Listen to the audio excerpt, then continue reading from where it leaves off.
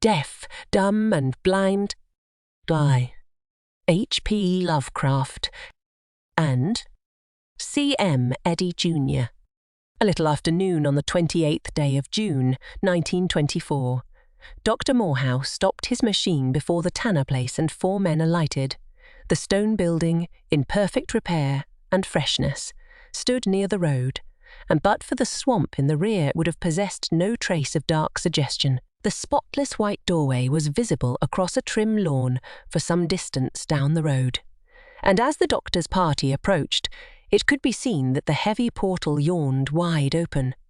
Only the screen door was closed. The proximity of the house had imposed a kind of nervous silence on the 4 men, for what lurked therein could only be imagined with vague terror.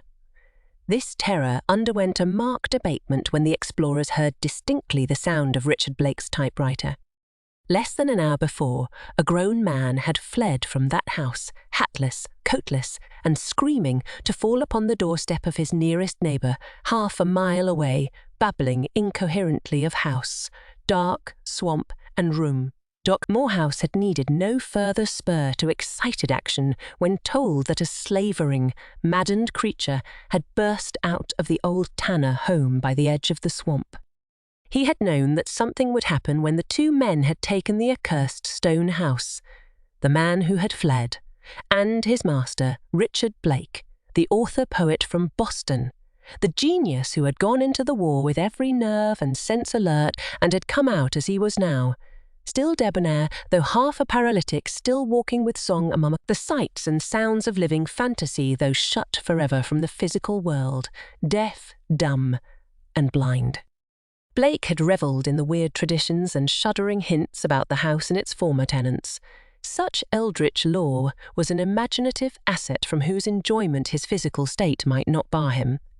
He had smiled at the prognostications of the superstitious natives. Now, with his sole companion fled in a mad ecstasy of panic fright, and himself left helpless with whatever had caused that fright, Blake might have less occasion to revel and smile.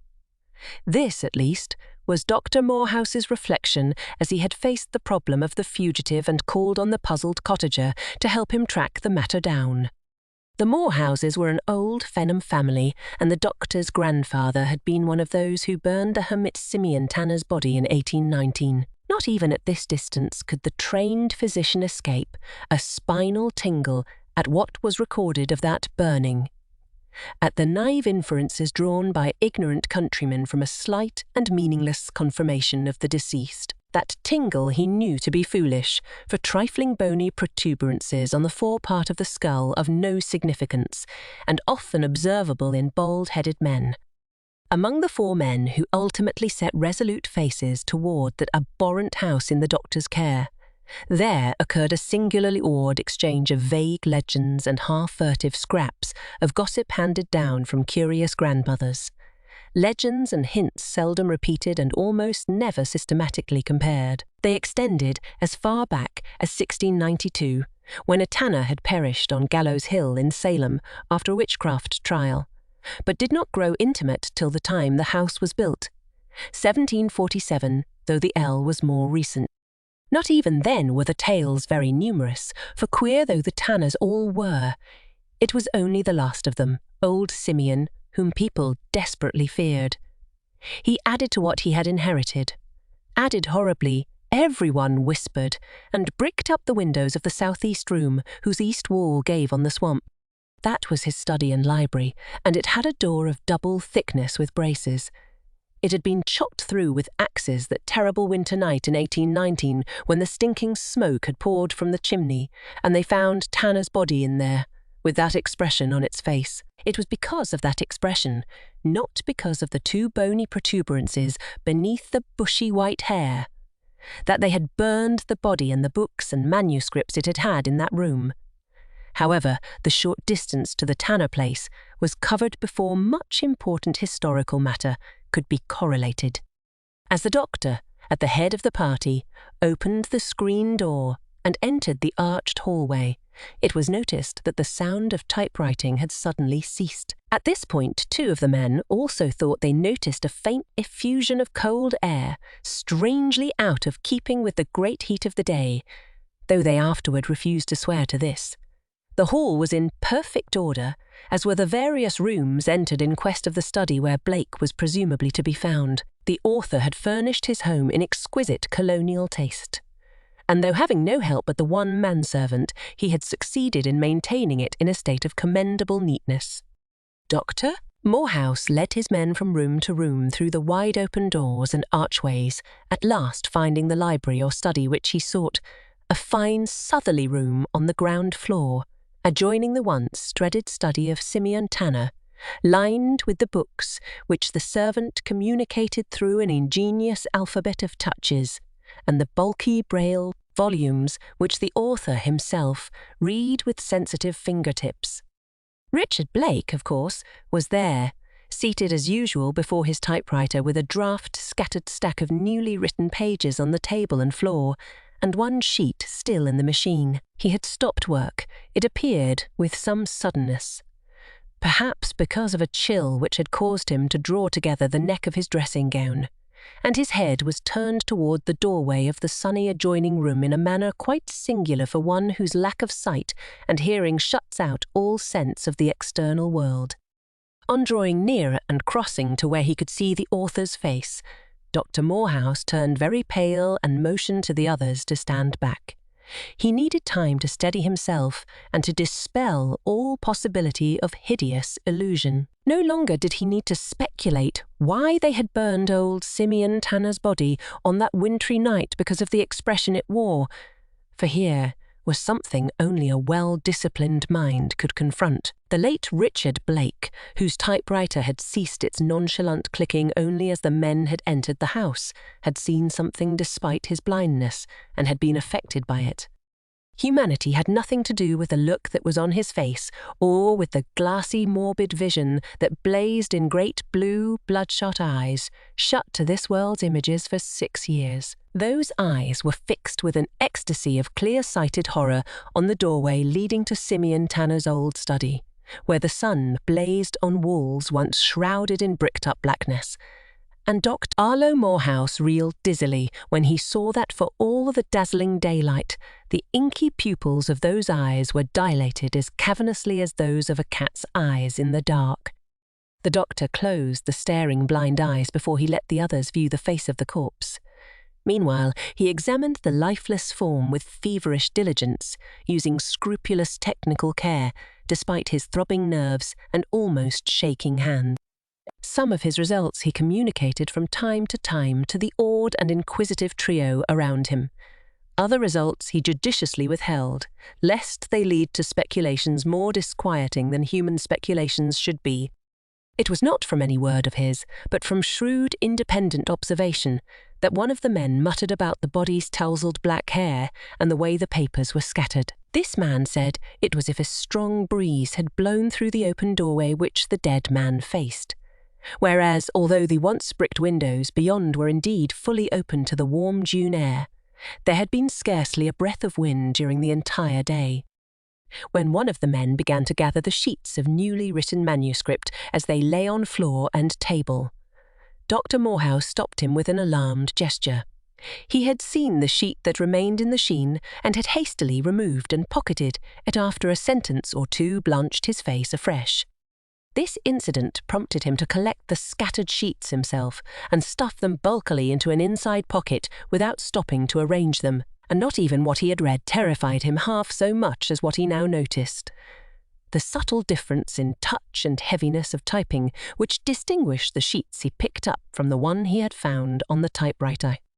This shadowy impression he could not divorce from that other horrible circumstance which he was so zealously concealing from the men who had heard the machines clicking not 10 minutes before. The circumstance he was trying to exclude from even his own mind till he could be alone and resting in the merciful depths of his Morris chair. One may judge of the fear he felt at that circumstance by considering what he braved to keep it suppressed. In more than 30 years of professional practice, he had never regarded a medical examiner as one from whom a fact might be withheld. Yet through all the formalities which now followed, no man ever knew that when he examined this staring, contorted, blind man's body, he had seen at once that death must have occurred at least half an hour before discovery. Dr. Morehouse presently closed the outer door and led the party through every corner of the ancient structure in search of any evidence which might directly illuminate the tragedy. Never was a result more completely negative. He knew that the trapdoor of old Simeon Tanner had been removed as soon as that recluse's books and body had been burnt, and that the sub-cellar and the sinuous tunnel under the swamp had been filled up as soon as they were discovered, some 35 years later. Now he saw that no fresh abnormalities had come to replace them, and that the whole establishment exhibited only the normal neatness of modern restoration and tasteful care. Telephoning for the sheriff at Fenham and for the county medical examiner at Bayborough, he awaited the arrival of the former, who, when he came, insisted on swearing in 2 of the men as deputies until the examiner should arrive. Dr. Morehouse, knowing the mystification and futility confronting the officials, could not help smiling wryly as he left with the villager whose house still sheltered the man who had fled. They found the patient exceedingly weak, but conscious and fairly composed. Having promised the sheriff to extract and transmit all possible information from the fugitive, Dr. Morehouse began some calm and tactful questioning, which was received in a rational and compliant spirit and baffled only by effacement of memory. Much of the man's quiet must have come from merciful inability to recollect, for all he could now tell was that he had been in the study with his master and had seemed to see the next room suddenly grow dark. The room where sunshine had for more than 100 years replaced the gloom of bricked-up windows. Even this memory, which indeed he half doubted, greatly disturbed the unstrung nerves of the patient, and it was with the utmost gentleness and circumspection that Dr. Morehouse told him his master was dead, a natural victim of the cardiac weakness which his terrible wartime injuries must have caused. The man was grieved, for he had been devoted to the crippled author, but he promised to show fortitude in taking the body back to the family in Boston after the close of the medical examiner's formal inquiry.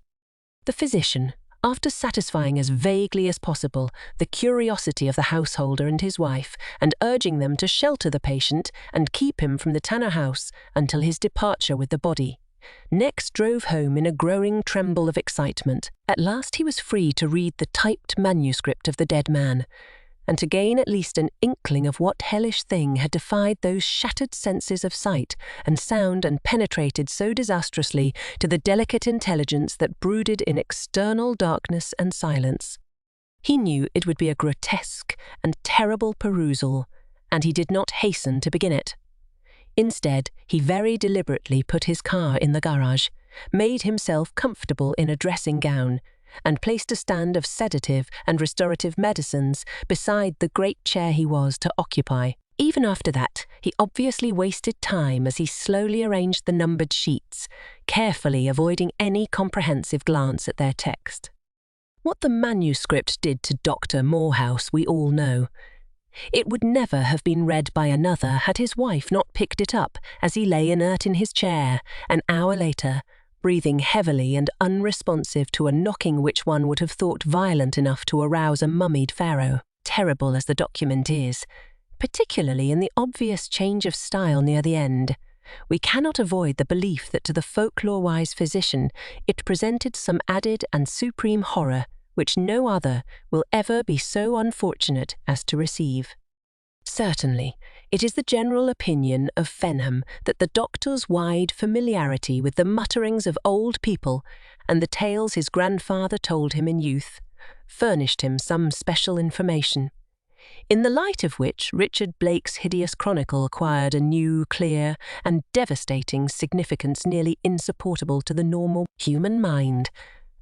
That would explain the slowness of his recovery on that June evening, the reluctance with which he permitted his wife and son to read the manuscript, the singular ill-grace with which he acceded to their determination not to burn a document so darkly remarkable, and most of all, the peculiar rashness with which he hastened to purchase the old Tanner property, destroy the house with dynamite, and cut down the trees of the swamp for a substantial distance from the road. Concerning the whole subject he now maintains an inflexible reticence, and it is certain that there will die with him a knowledge without which the world is better off. The manuscript as here appended was copied through the courtesy of Floyd Morehouse, Esquire, son of the physician. A few omissions, indicated by asterisks, have been made in the interest of the public peace of mind. Still others have been occasioned by the indefiniteness of the text, where the stricken author's lightning-like touch-typing seems shaken into incoherence or ambiguity. In 3 places, where lacunae are fairly well elucidated by the context, the task of recension has been attempted. Of the change in style near the end, it were best to say nothing. Surely it is plausible enough to attribute the phenomenon, as regards both content and physical aspect of typing, to the racked and tottering mind of a victim whose former handicaps had paled to nothing before that which he now faced. Bolder minds are at liberty to supply their own deductions.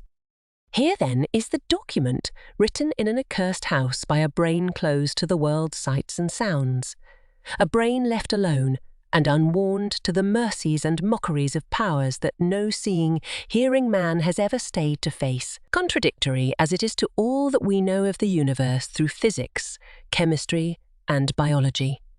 The logical mind will classify it as a singular product of dementia, a dementia communicated in some sympathetic way to the man who burst out of that house in time.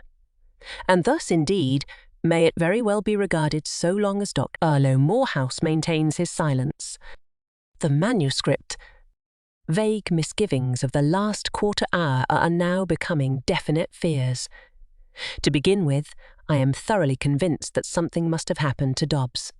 For the first time since we have been together, he has failed to answer my summons. When he did not respond to my repeated ringing, I decided that the bell must be out of order, but I have pounded on the table with vigour enough to rouse a charge of Charon. At first I thought he might have slipped out of the house for a breath of fresh air, for it has been hot and sultry all the forenoon, but it is not like Dobbs to stay away so long without first making sure that I would want nothing.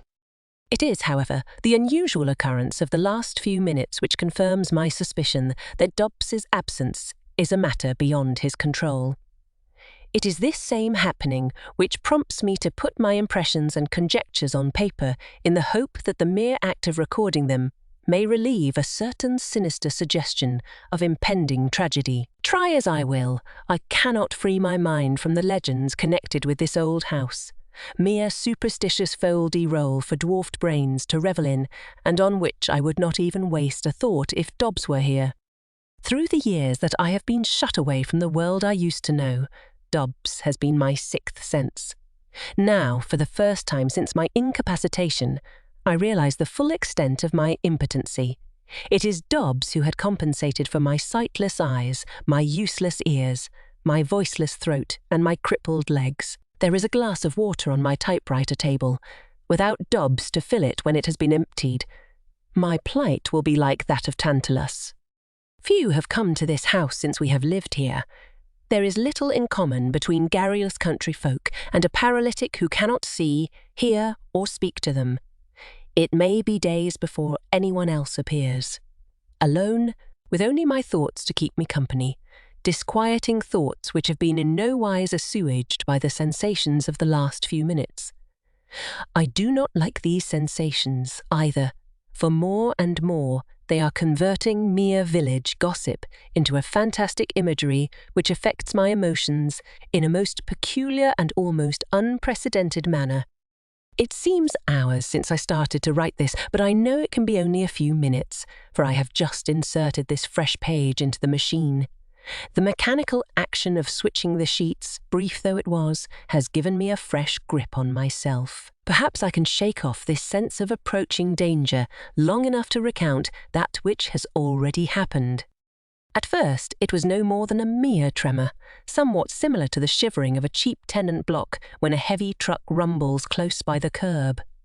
but this is no loosely built frame structure. Perhaps I am super sensitive to such things, and it may be that I am allowing my imagination to play tricks. But it seemed to me that the disturbance was more pronounced directly in front of me, and my chair faces the southeast wing, away from the road, directly in line with the swamp at the rear of the dwelling. Delusion though this may have been, there is no denying what followed. I was reminded of moments when I have felt the ground tremble beneath my feet at the bursting of giant shells. Times when I have seen ships tossed like chaff before the fury of a typhoon. The house shook like a Dwergarian cinder in the sieves of Niflheim. Every timber in the floor beneath my feet quivered like a suffering thing. My typewriter trembled till I could imagine that the keys were chattering of their fear. A brief moment and it was over. Everything is as calm as before. Altogether too calm. It seems impossible that such a thing could happen and yet leave everything exactly as it was before. No, not exactly. I am thoroughly convinced that something has happened to Dobbs. It is this conviction, added to this unnatural calm, which accentuates the premonitory fear that persists in creeping over me. Fear. Yes, though I am trying to reason sanely with myself that there is nothing of which to be afraid. Critics have both praised and condemned my poetry because of what they term a vivid imagination. At such a time as this I can heartily agree with those who cry too vivid. Nothing can be very much amiss or smoke, just a faint sulphurous trace, but one which is unmistakable to my keenly attuned nostrils. So faint, indeed, that it is impossible for me to determine whether it comes from some part of the house or drifts through the window of the adjoining room, which opens on the swamp. The impression is rapidly becoming more clearly defined. I am sure now that it does not come from outside. Vagrant visions of the past, sombre scenes of other days, flash before me in stereoscopic review. A flaming factory are hysterical screams of terrified women penned in by walls of fire. A blazing schoolhouse, pitiful cries of helpless children trapped by collapsing stairs. A theatre fire, frantic babel of panic-stricken people fighting to freedom over blistering floors. And overall, impenetrable clouds of black, noxious, malicious smoke polluting the peaceful sky. The air of the room is saturated with thick, heavy, stifling waves. At any moment I expect to feel hot tongues of flame lick eagerly at my useless legs. My eyes smart, my ears throb, I cough and choke to rid my lungs of the ocypatine fumes. Smoke such as is associated only with appalling catastrophes, acrid, stinking, mephitic smoke permeated with the relting odour of burning flesh. Once more I am alone with this portentous calm. The welcome breeze that fans my cheeks is fast restoring my vanished courage. Clearly, the house cannot be on fire, for every vestige of the torturous smoke is gone. I cannot detect a single trace of it, though I have been sniffing like a bloodhound. I am beginning to wonder if I am going mad, if the years of solitude have unhinged my mind. But the phenomenon has been too definite to permit me to class it as mere hallucination. Sane or insane, I cannot conceive these things as aught but actualities, and the moment I catalogue them, as such I can come to only one logical conclusion. The inference in itself is enough to upset one's mental stability. To concede this is to grant the truth of the superstitious rumours which Dobbs compiled from the villagers and transcribed for my sensitive fingertips to read. Unsubstantial hearsay that my materialistic mind instinctively condemns as a senility. I wish the throbbing in my ears would stop. It is as if mad spectral players were beating a duet upon the aching drums. I suppose it is merely a reaction to the suffocating sensations I have just experienced. A few more deep draughts of this refreshing air. Someone is in the room. I am as sure I am no longer alone as if I could see the presence I sense so infallibly. It is an impression quite similar to one which I have had while elbowing my way through a crowded street. The definite notion that eyes were singling me out from the rest of the throng with a gaze intense enough to arrest my subconscious attention. The same sensation, only magnified 1,000-fold. What can it be? After all, my fears may be groundless. Perhaps it means only that Dobbs has returned. No, it is not Dobbs. As I anticipated, the tattoo upon my ears has ceased and a low whisper has caught my attention. The overwhelming significance of the thing has just registered itself upon my bewildered brain. I can hear. It is not a single whispering voice, but many. Lecherous buzzing of bestial blowflies, satanic humming of libidinous bees, sibilant hissing of obscene reptiles, a whispering chorus no human throat could sing. It is gaining in volume, maroon rings with demoniacal chanting, tuneless, toneless, and grotesquely grim, a diabolical choir rehearsing unholy litanies paeans of Mephistophelian misery set to music of wailing souls, a hideous crescendo of pagan pandemonium. The voices that surround me are drawing closer to my chair. The chanting has come to an abrupt end, and the whispering has resolved itself into intelligible sounds. I strain my ears to distinguish the words. Closer and still closer. They are clear now, too clear. Better had my ears been blocked forever than forced to listen to their hellish mouthings elthings. Impious revelations of soul-sickening saturnalia, ghoulish conceptions of devastating debaucheries, profane bribes of Kabirian orgies, malevolent threats of unimagined punishments. It is cold. Unseasonably cold, as if inspired by the cacodemoniacal presences that harass me. The breeze that was so friendly a few minutes ago growls angrily about my ears, an icy gale that rushes in from the swamp and chills me to the bone. If Dobbs has deserted me, I do not blame him. I hold no brief for cowardice or craven fear, but there are some things I only hope his fate has been nothing worse than to have departed in time. My last doubt is swept away. I am doubly glad, now, that I have held to my resolve to write down my impressions, not that I expect anyone to understand, or believe. It has been a relief from the maddening strain of idly waiting for each new manifestation of psychic abnormality. As I see it, there are but 3 courses that may be taken. To flee from this accursed place and spend the torturous years that lie ahead in trying to forget. But flee? I cannot. To yield to an abominable alliance with forces so malign that Tartarus to them would seem but an alcove of paradise. But yield I will not. To die, far rather would I have my body torn limb from limb than to contaminate my soul in barbarous barter with such emissaries of Belial. I have had to pause for a moment to blow upon my fingers. The room is cold with the fetid frigor of the tomb. A peaceful numbness is creeping over me. I must fight off this lassitude. It is undermining my determination to die rather than give in to the insidious importunings. I vow anew to resist until the end that I know cannot be far away. The wind is colder than ever, if such a thing be possible, a wind freighted with the stench of dead alive things. O merciful God who took my sight! A wind so cold it burns where it should freeze. It has become a blistering sirocco. Unseen fingers grip me dosed, fingers that lack the physical strength to force me from my machine.